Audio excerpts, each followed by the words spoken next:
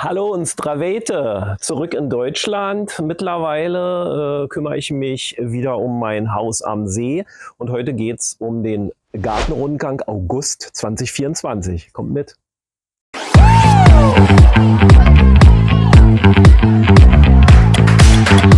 Ja, viel ist passiert.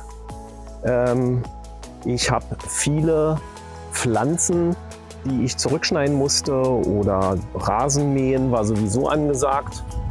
Ich zeige euch heute mal ein paar Beispiele, auch von den Ernten, Tomaten, Gurken, Gewächshaus und natürlich, was macht der See, wie viel Grad hat der. Kommt mit! So, dann gehen wir mal gleich zu Anfang zum Besten, dem See.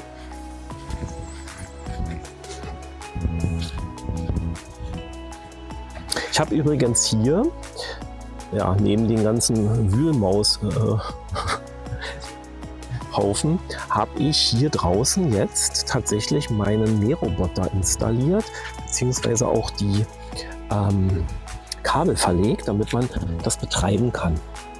Mal hier, teilweise oberirdisch, teilweise unterirdisch, hier diesen ganzen Bereich. Ich habe wirklich keine Lust mehr, hier immer mit Hand zu mähen. Und sieht doch ganz gut aus. So, jetzt gehen wir mal auf den Steg. Ist das Schilf groß geworden? Boah.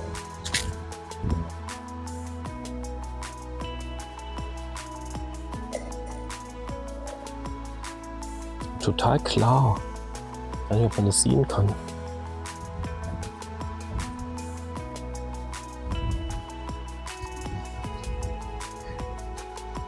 So, Ramer See. Spinnweben. Hier wieder.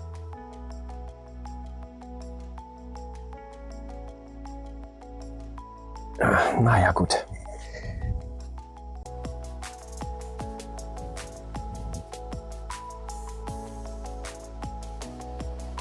Hatte ich ja schon mal gesagt, für neue Abonnenten oder neue Zuschauer, da hinten ist der Naturpark Barnim.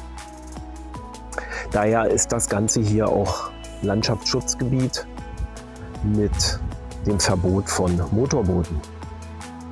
Ja. Auf der Havel hier in Berlin oder auf dem großen Müggelsee, Wannsee, brauchen wir uns nicht zu unterhalten, was da los ist. Weil hier alles ruhig. So.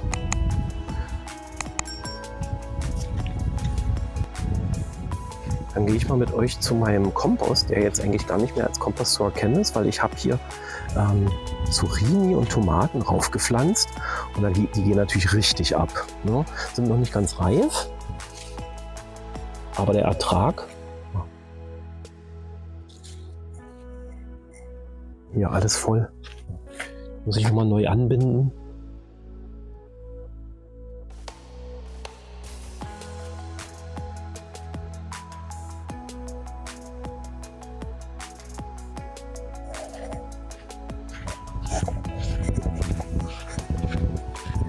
Schauen wir mal weiter. Hier sind meine Gladiolen, super gekommen sind.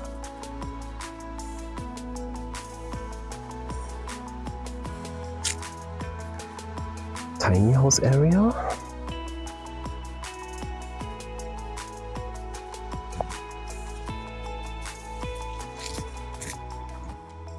Hier konnte ich gut Gurken ernten dieses Jahr. Jetzt sind hier oben noch ein paar dran. Also in den Mauerkübel macht sich das ja immer super. Und dann hier hinterm Gewächshaus sind noch Tomaten.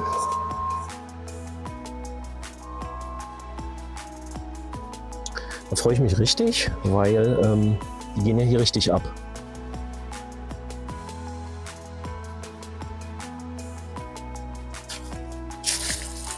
Die sind so schwer hier.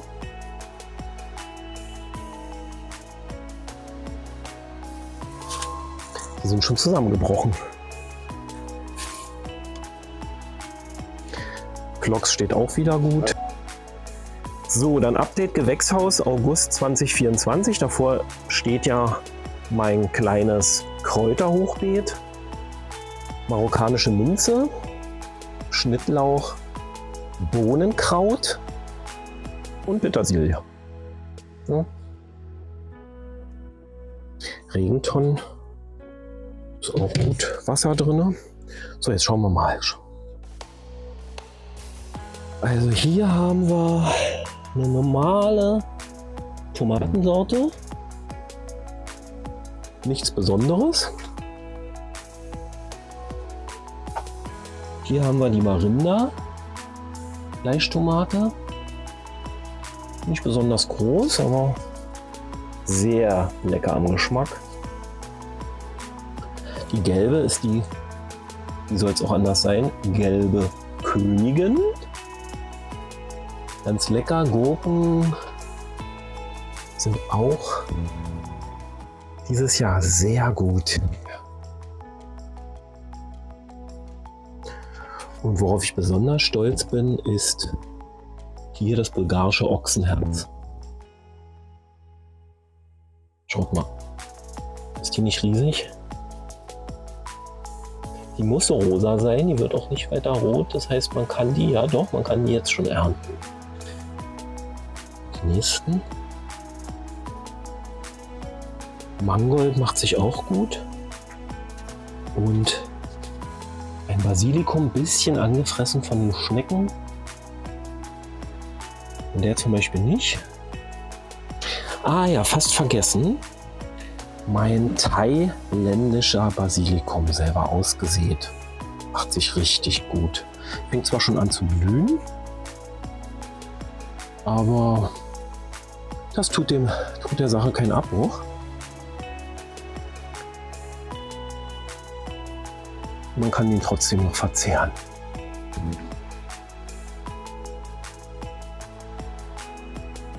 So, mein neues Kräuterhochbeet befindet sich hier an der Terrasse. Petersilie, wieder Basilikum, Schnittlauch und Bohnenkraut. Hier habe ich einen kleinen Kopfsalat gepflanzt.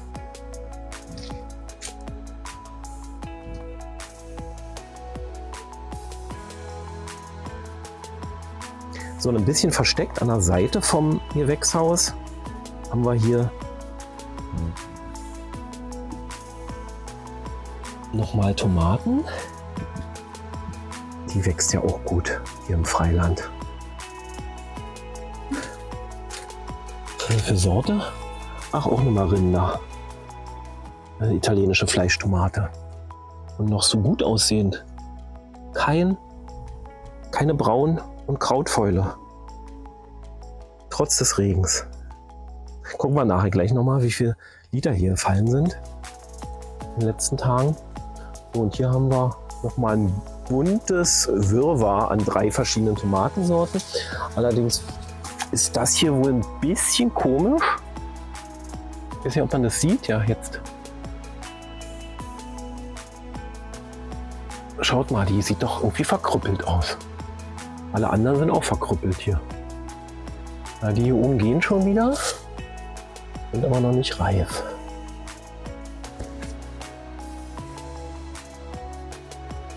Gürkchen. So.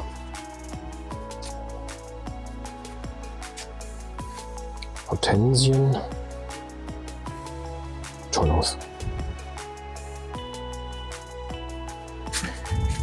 So, Dahlien. Ja. Nett. Meine Weintraube habe ich in Polen gekauft.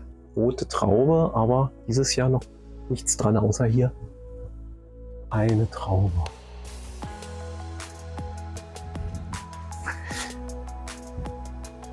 Die Kiwi, die seit 20 Jahren nicht trägt. Aber dafür schießt ohne Ende. Ich habe die schon so oft zurückgeschnitten. Ah ja. So, jetzt kommen wir mal zu den Tomaten in den Töpfen. Einmal die bulgarische.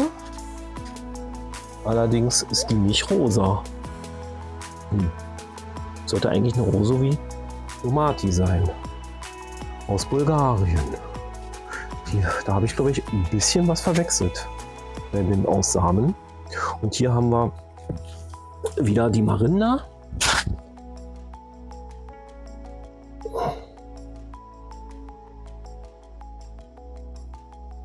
Ja, können wir eigentlich gleich ernten.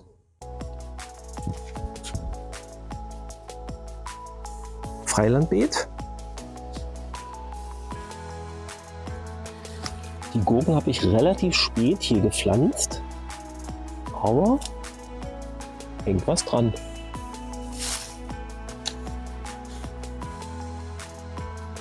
Kapuzinerkresse lockt die Insekten an. Oh, ich sehe gerade hier auch ein bisschen viel Insekten, die hier auch meine Tomaten angeknabbert haben.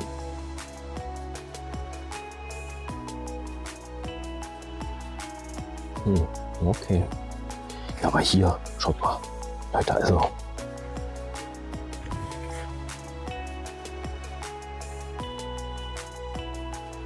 Genial. Alles voll Tomaten.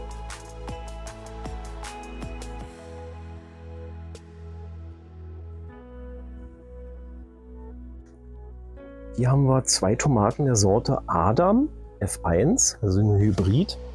Die gibt auch alles. Muss ich schon stützen hier. Mit, schaut mal, diesen Hängestützen.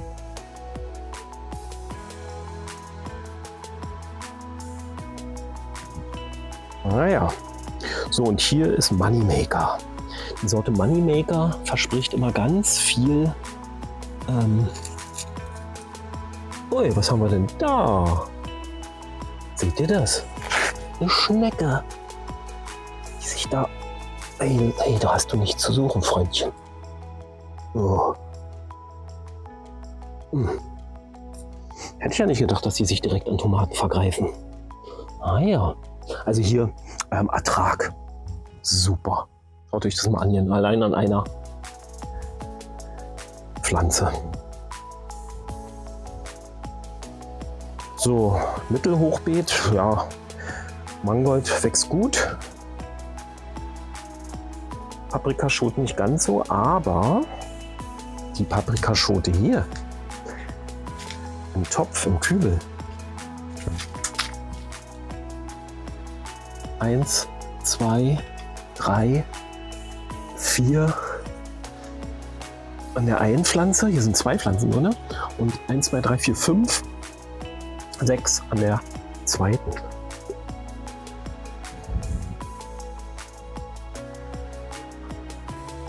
Oh, Vorgarten.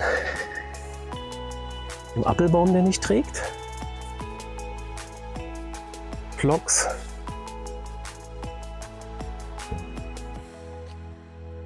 Den herrlichen Sonnenblumen.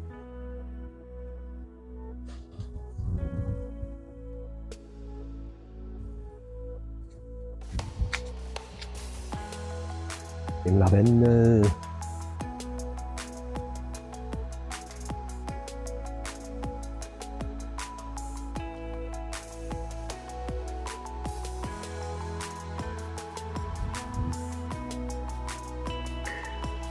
Japanischer Fächerahorn.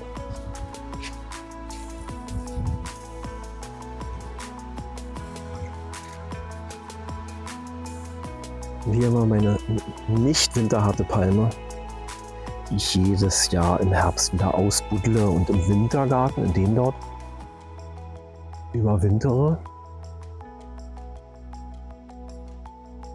Ja, der Agapanthus, der gibt natürlich dieses Jahr wieder alles. Herrliche Blüten. Da hinten in Weiß.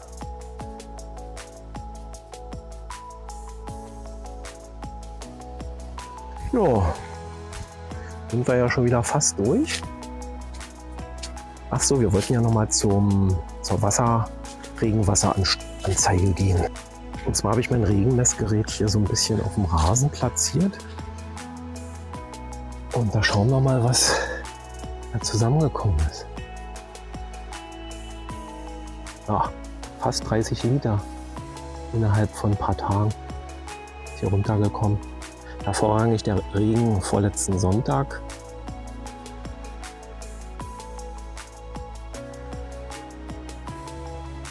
Die Äpfel können wir uns noch mal anschauen. Oh. Ja, es ist ein später Apfel. Schmeckt aber mega lecker.